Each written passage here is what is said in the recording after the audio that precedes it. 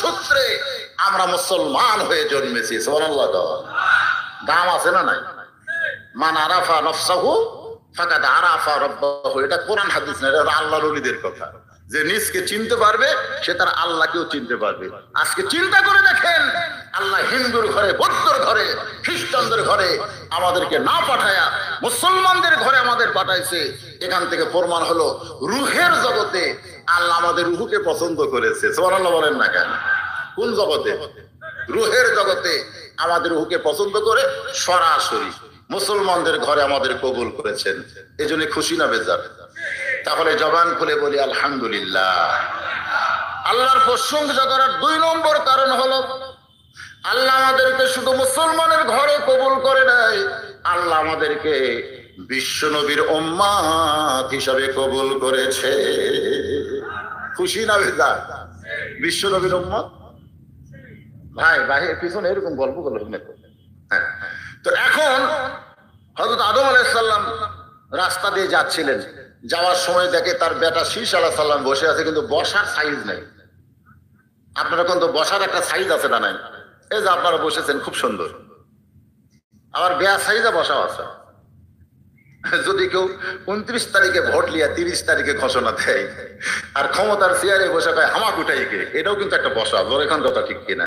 এটা কি সাইজা না বেয়া সাইজা? আজকে আমাদের বাংলাদেশে কিভাবে সব বসে আছে, আর কথা কয় না। বসারও সাইজ আছে। যা বলছি, আমি যদি এখানে দাওয়াত না দিতেন, আমি যদি বিনা দাওয়াতে এসে বসতাম, আপনারা কোন হাওয়া শুনতেন, যতই বুঝলে দাওয়াত দিবি তুই কি। কিন্তু যখন আমাকে দাওয়াত দিছে আমি নিয়ম মতো এসে বসে গেছি। তোর এখন কথা ঠিক কিনা? বসার একটা সাইজ আছে না নাই? হ্যাঁ, বসারও কিন্তু সাইজ আছে। আপনি যেখানে বসবেন একটু সাইজ মতো বসবেন, যে আসলে কি আপনি বসার যোগ্য কিনা,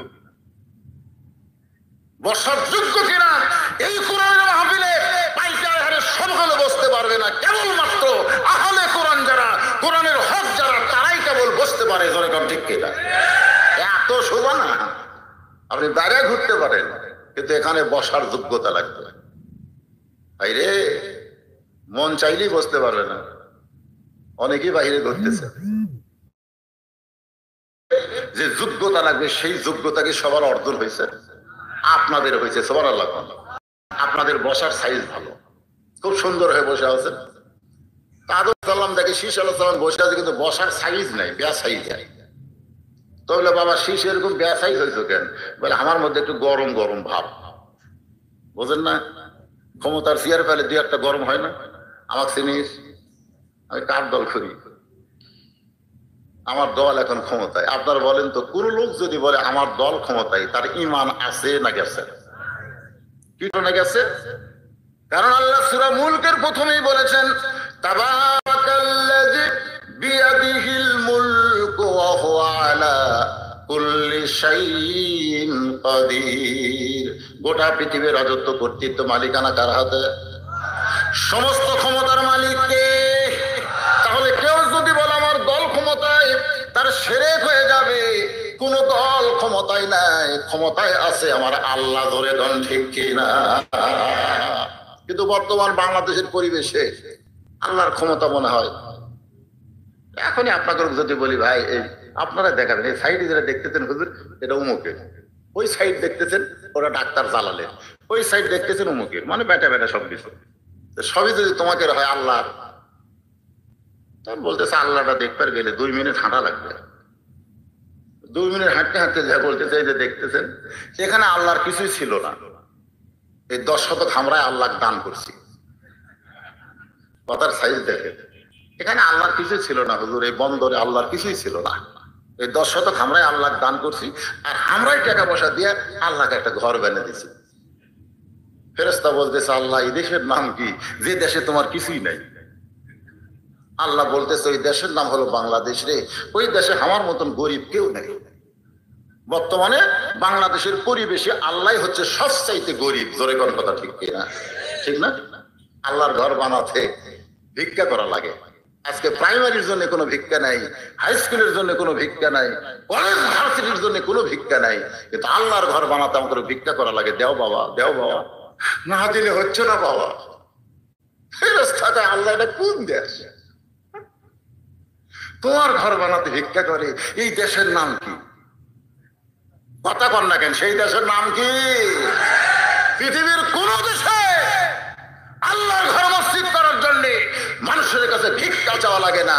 এটা সরকারের নৈতিক দায়িত্ব ধরে। আর আমাদের দেশে মাদ্রাসার মসজিদ, মানে আল্লাহর কোরআন যেখানে শিক্ষা দেওয়া হয় ভিক্ষা করে চলা, আর যেখানে আগডম বাগডম ঘোরানো শিক্ষা দেয় একা সংসদ থেকে পাঠা। ধরে কোন কথা ঠিক কিনা? বর্তমানে কোরআন শরীফ আল্লাহর শিক্ষাও গরিব, আল্লাহর ঘর মসজিদও গরিব, আল্লাহ গরিব হয়ে আছে। কি করবেন? একটু মনোযোগ দিয়ে শুনবেন।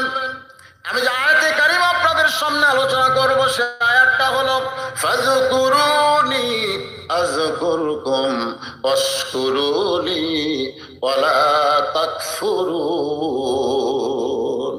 আল্লাহ বলেন, শীষ তোমার মধ্যে গরম হওয়ার কারণ কি? শীষ বলতেছে, বাবা আমি চিন্তা ভাবনা করে দেখলাম আপনিও নবী, আমিও নিজেও নবী, আর বউটা পাইছি জান্নাতের হুর। এই কারণে আমার একটু গরম গরম ভাব হয়েছে। আদম চোখের পানি বের করে বলে, শীষ রে, নবীর বেটা নবী না হইয়া, বেহেশতের হুরের স্বামী না হইয়া, আখির জাহানের পয়গম্বর নবী মুহাম্মদ সাল্লাল্লাহু আলাইহি ওয়াসাল্লামের উম্মত যদি হতে পারতে, তাহলে তোমার জীবন ধন্য হয়ে যেত।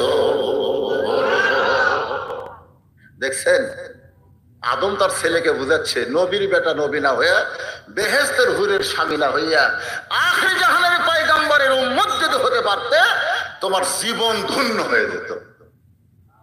তাহলে আমাদের জীবন কি? আরে এমন জীবন পাওয়ার পরেও আমরা বুঝতে পারলাম না। আদম বললেন, একটা ভুল করার কারণে 350 বছর আমি কেঁদেছি।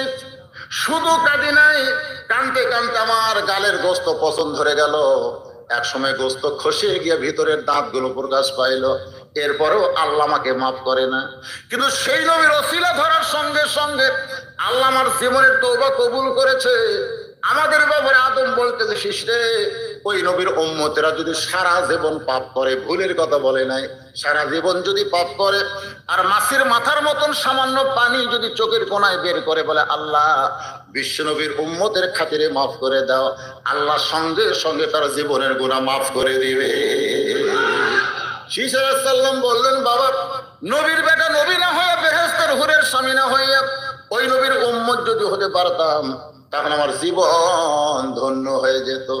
আদম কান্দের বলে, শিশরে, ওই নবীর উম্মত সবাই হবার চায়, কিন্তু সবার ভাগ্য হয় না।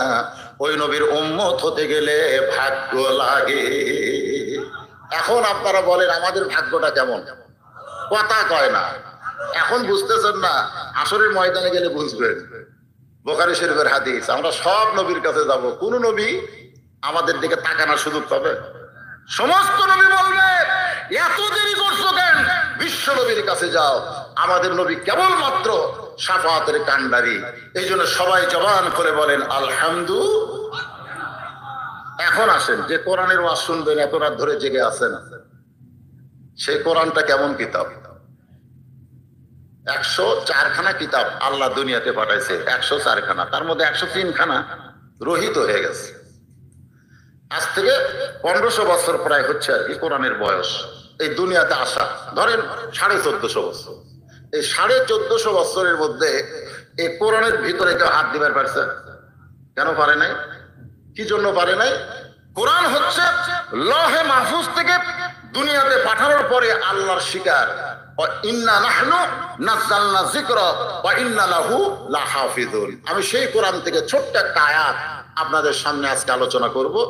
আয়াতটার বাংলা অর্থ হলো যে আল্লাহর জিকির করে, আল্লাহ তার জিকির করেন। ফাযকুরুনি আযকুরুকুম ওয়াশকুরুলি ওয়ালা তাকফুরুন।